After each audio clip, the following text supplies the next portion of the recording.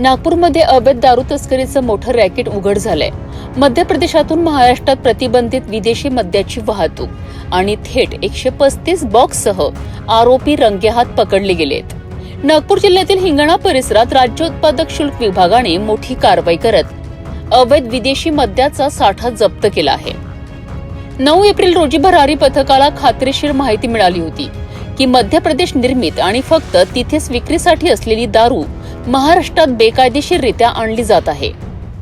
यानंतर हिंगणा कान्होली बारा रोडवर सापळा रचण्यात आला आणि संशयित वाहनावर पाळत ठेवण्यात आली.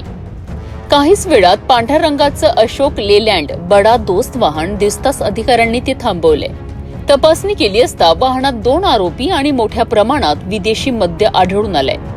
या कारवाईत एकूण 135 बॉक्स दारू जप्त करण्यात आली, ज्यामध्ये royal Stag, officer choice, iconic whisky तसेच किंगफिशर आणि बडवायझर बियरचा समावेश आहे. या सर्व मुद्देमालाची किंमत तब्बल 19,78,920 रुपये असल्याचं सांगितलं जात आहे. या प्रकरणात अमित बादलवार आणि मयूर बागडे या 2 आरोपींना अटक करण्यात आली आहे. त्यांच्यावर महाराष्ट्र दारूबंदी कायद्याअंतर्गत विविध कलमांनुसार गुन्हा दाखल करण्यात आला असून त्यांना न्यायालयात हजर करण्यात आलाय. न्यायालयाने आरोपींना 1 दिवसांची एक्साइज कस्टडी रिमांड सुनावली आहे.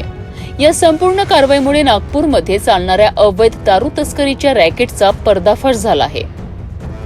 प्रतिबंधित असूनही अशी दारू राज्यात पोहोचते कशी?